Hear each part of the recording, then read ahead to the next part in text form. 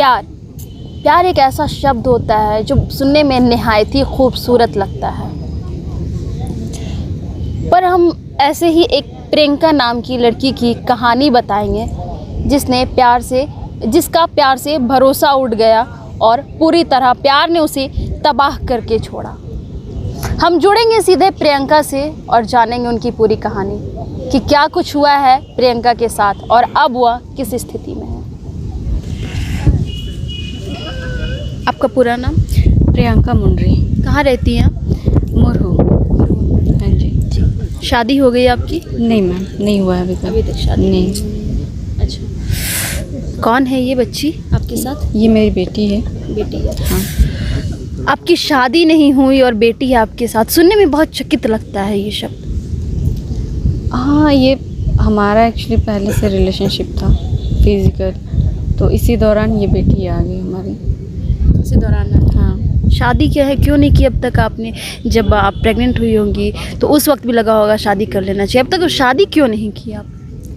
Actually मैं शादी के लिए लड़के को फोर्स करती थी, बट लड़का शादी करने के लिए रेडी नहीं था। वो बस आगे बात को टालते गया कि शादी करूँगा, बट अभी तक शादी नहीं किया। आजकल की लड़कियां 21-22 साल की उम्र में मैच्योर हो जाती है, समझदार हो जाती है, समझदारी आ जाती है, दूसरों को समझाना शुरू कर देती है।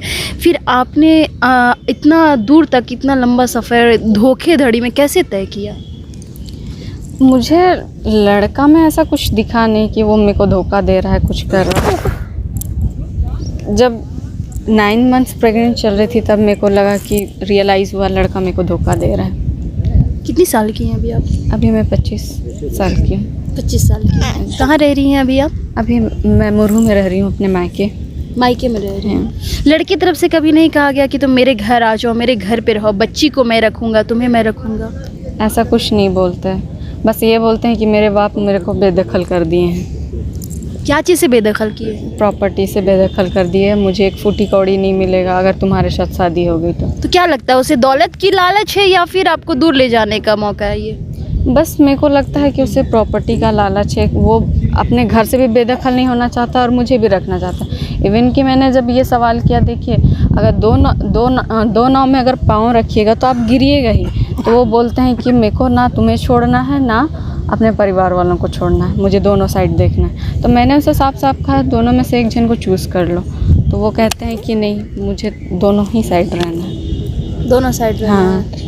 अच्छा, कभी जब आप प्रेग्नेंट हुई तो बीच में आपके होने वाला जो ससुराल था, तो क्या उसमें से किन्हीं ने नहीं कहा कि प्रियंका आके मेरे घर में रहो, मैं तुम्हारा सेवा करूँगी या करूँगा? नहीं, वो कभी कुछ नहीं बोले। वो बस बोले मेरे घर में कदम मत रखना।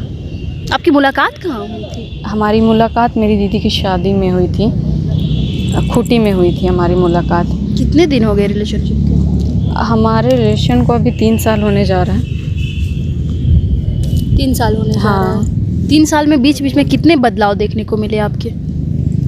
बहुत कुछ था। वो कभी मेरे साथ अच्छे से बात नहीं करते थे, कभी कुछ नहीं, कभी ठीक से रहते थे।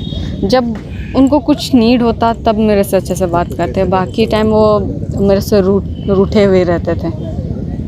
हाँ। कभी आपने कोशिश नहीं की उनके घर वालों को मनाने की, बात करने की कि हमें अपनाइए, हमें अपने साथ रखिए, मैं आपके साथ रहना चाहती हूँ, आपके बेटे के साथ रहना चाहती हूँ? बस उनके साइड से एक ही आता है कि मुझे लड़की नहीं पसंद, मुझे अगर लड़की इस घर में रहेगी तो हम लोग इस घर में नहीं रहेंगे बस, या फिर हम लड़के को बाहर निकाल देंगे, यही बस बोलते थे और कुछ नहीं। जब आपकी बच्ची आपके पेट में थी उस समय कभी आपके सास ससुर का सहयोग मिला या फिर कोई ऐसी बातें जो आपके सामने निकल कर सामने आई हो? सहयोग कभी नहीं मिला, बस प्रलोभन दिया गया कि तुम 10 लाख लो पैसे और मेरे बेटे की ज़िंदगी से निकल जाओ, बस इतना ही। बस आपने नहीं कहा क्या मेरी ज़िंदगी तबाह हो रही है, उससे क्या मैं क्या करूं? मैंने बस उनको ये कहा कि मुझे लड़के का सहयोग चाहिए, मुझे पैसा नहीं चाहिए। बाकी तो वो बोले कि बाकी तुम सोच के बता देना क्या डिसाइड किया तुमने, बस इतना ही कहा मैंने।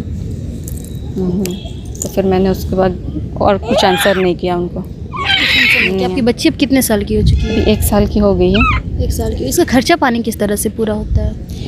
मैं अभी वेटर का काम कर रही हूँ खूटी तजना में, तो वहीं से आ रहा है इनकम। अभी 6000 सैलरी मिलता है, 6000, बाकी बाहर का इनकम मेरा वही डेली का मेरा बनता है 500-600, तो वही 12,000 तक पहुंच जाता है एक महीना के अंदर में। अब आप क्या चाहती हैं? तो मैं तो यही चाहती हूँ कि उसको सज़ा मिले, लड़के को सज़ा मिले। पहले तो आप 15 साल की सज़ा से आपने केस किया था, बात पलट गई थी वहाँ पे, तो क्या लगता है कि अब अगर आप उनकी सज़ा की मांग कर रही हैं तो वो पूरा होगा? क्योंकि इससे पहले भी आपने आरोप लगाया कि उन्हें कुछ लालच दे करके उस केस को रफ़ा दफ़ा भी करवा दिया गया था। हाँ, लालच देकर रफ़ा दफ़ा करवाया है, इसलिए वो मेरा केस भी आगे बढ़ाने का कोशिश नहीं कर रहे हैं, वरना केस अभी तक काफ़ी आगे हद तक बढ़ चुका होता।